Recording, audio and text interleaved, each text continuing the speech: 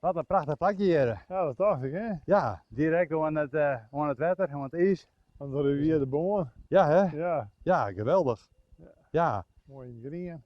ja. Je hebben de leefde voor het reetrijden en zeilen ik aan de bang trojon, hè? Ja, zeker. Ja. Want we buizen altijd twee dingen.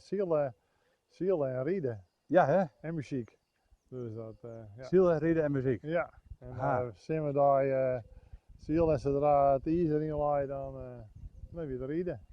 Prachtig. Vanuit huis, hè, vanuit de Arken en dan komen ze, we hebben twee kriesvakanties aan, dan kon die band de hele kriesvakantie rijden. Dus dat was toen ideaal. En toen dacht ik, nou, die man die heeft wel een beetje talent. Dus toen ben ik begonnen te trainen. Ja, Nou ja, daar is, ze alle drie de kans aan, ze konden alle drie goed rijden. Maar Ja. ja, jaren te trots zetten, en ja, die had er wat van maken tenminste. Dus ja, schitterend. ja. En de gondelvaart die is dit hier ook last, hè? Ja, maar Want je zit hier nog wel eerste rang wij volgens zitten mij. de eerste rang, want ze beginnen wel eens twee arken hier en ze beginnen altijd bij de eerste arken. Maar ze beginnen ook al jaren, want de meesten komen steeds verder te zitten. Maar ja, dat is de eerste rang altijd hier. Daar. Ja, en Ouderbaan is volgens mij een heel mooi actief, leuk dorp, hè? Ja, dat maar de gondelvaart zijn en ja, het bedrijf, het verenigingsleven ik wel wat. Maar voor de rest is je mooi rustig. Maar de gondelvaart is gewoon het hechtepunt. Ja. Ja, en daar begin je al heel betijd mee. Er zijn buurten die beginnen al om deze tijd een beetje voorbereiden. Maar ja, dat wil nog net. Dus dan gaan ze me zeggen van nou, dit hier maar net. Nee, zonde. Ja, maar, ja Ja, en wat weer die eerste ervaring met een schouw? Mijn eerste ervaring weer met een schouw. Ja, ik heb natuurlijk al iets jonkje wie heb ik wel eens in van mij dat van de familie Honden, dat weer de schouw van Pietersma, daar heb ik eens een keer in Schild. En dat vond ik wel apart. En nou ja, toen ik kende met Jan de Boer. En nou ja, die hier toen een keer een scout die broekte mijn huid aan om de wedstrijd te zien. En die schouw weer van een onderwijzer uit van de Graaf uit Ljouwert. Ik ben een squale geweest, dat was Rijksmiddelbare Landbouwschool. Maar die kon er niet meer worden. En toen heb ik die schouw gekocht, 105. En nou, daar heb ik een tijd in Schild. En toen heb ik een schopje olie gehad, maar de band begon ik steeds meer te zien. Dus dat kostte me ook meer tijd. En dat draai band. Dus toen heb ik die 105 verkocht. Nou ja, die laat je in nou, die heb ik nou weggekocht naar 27 hier. Maar in tussentijd, daarvoor heb ik de allemaal gekocht van Klaas Boersma. En daar ben ik als maar begonnen. Maar dan kwam dit ding, ik weer op mijn paard. Die man die hoorde van oud, dus dan heb ik hem maar weer omgekocht. Maar nou ja, dan heb ik weer wat te restaureren. Ja, Maar dit is nog een, die 105 is, die had iets Willems, maar had hij dan bakken. Die kunstenaar. oh ja. Die had hem Ja. En hoeveel schouwen telt de Bergsma Vloot nou momenteel? Twa. Oh, Ja. ja, Ja, dat is ik meer dan genoeg, hè. ja, hè? Maar dat was ik net onbegonnen. Maar ja, je hebt dan nog weer een beetje een binding mee. En ja, dan komt het op je paard en dan, Ja. landen. Dus, Maar dat is wel toevallig, want je bent hier een paar 100 meter voorbij Jan de Boer. ja. En je bent nou ook de hier prezen de laatste jaren. Ja, maar dus, ik leer ik een heel broeder van Jan de Boer, hè. Ja, hè? Ja, dat is wel de man van de schouw. En bij die dingetjes, want ze hebben een mooi lietse racemachientje, maar dat heeft wel te danken aan Jan de Boer. Want het is jammer dat hij nou net zo bot meer mooi doet, maar, Ja, dat is wel de stilstand van de schouw, als we bereiken. ja. En weer een lange waai naar de top. Want je zit er nou behoorlijk van hè? En ja, aan het eer prezen, maar Ja. je bent lang bezig geweest voordat je hem zou weer winnen.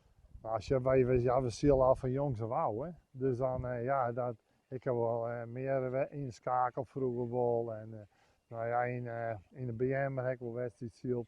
Maar die BM die hebben die hele opleiding gehad bij Karel Lantermans. Dus hij heel veel dingen oppikt. En alles, ja, hoe die scout er nou bij laat, ja, dat heb ik al te danken aan Jans. Maar die kan je goed op wij helpen, zeg maar. Ja. En Japke is volgens mij de verste vakkenist, hè? Ja. Hoe belangrijk is een goede vakkenist? Nou, dat is wel mooi. Als je een goede vakkenist hebt, kun je er net mee opgroeid. Maar je hebt wel een vaste maat. Je hoort er net altijd om uit. En ik zou eerst dit dingen, maar omdat Jorrit, wie ik de eigenaar van Alf, dat is zo'n eerste keer met de scout te zielen.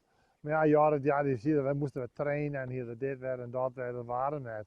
En toen, nou, ik zei, ja, vies ook mooi om een keer mooi. Nou, dat vond die zo goed en dat is belangrijk, maar alleen ik mag net scalen. Dat, hij vlak wel eens, maar, Ja. maar voor de rest dan gaat het hartstikke goed.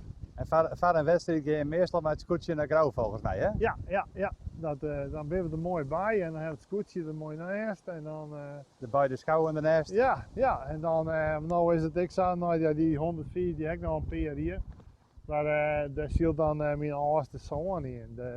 Dat is Aten. Ja. Vroeger heette dit denk ik de Lietse Aten. Zo heet hij in Huid, dacht ik. Hè? Ja, mijn huid en hier we dit ding de Lietse Aten. Nou, dat Dat was de kwaldirecteur volgens mij. Hè?